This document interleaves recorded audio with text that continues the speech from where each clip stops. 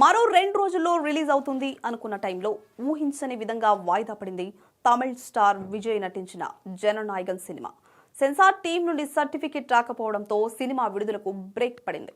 కొన్ని అభ్యంతరకరమైన సన్నివేశాలు తొలగించాలని, కొన్ని సంభాషణలు మ్యూట్ చేయాలని సెన్సార్ బోర్డు సూచించగా ఆ మేరకు మార్పులు చేసిన నిర్మాణ సంస్థ మళ్లీ సెన్సార్కు పంపగా బోర్డు నుంచి స్పందన రాలేదు.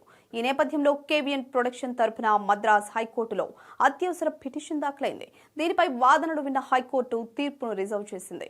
దీంతో సినిమాను వాయిదా వేసిన మేకర్స్ అప్పటికే భారీ మొత్తంలో టికెట్లు విక్రయించిన థియేటర్ యాజమాన్యాలు ప్రేక్షకులకు తిరిగి డబ్బులు వాపస్ కూడా చేసింది.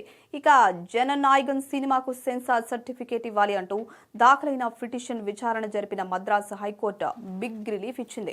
ఈ సినిమాకి సెన్సార్ సర్టిఫికేట్ ఇవ్వాలని సిబిఎఫ్సికి ఆదేశాలు జారీ చేసింది. ఈ సినిమాకు యుఎస్ సర్టిఫికేట్ ఇచ్చిన తర్వాత కూడా మళ్లీ రివ్యూ కమిటీకి ఎందుకు పంపారు అని ప్రశ్నించింది మద్రాస్ కోర్టు.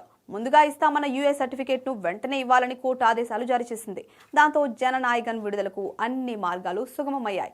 దీంతో సంక్రాంతి కానుకగా జనవరి 14న ఈ సినిమాను విడుదల చేసేందుకు మేకర్స్ సన్నాహాలు చేస్తున్నట్లు సమాచారం. అయితే రిలీజ్ డేట్ పై అధికారిక ప్రకటన రావాల్సింది.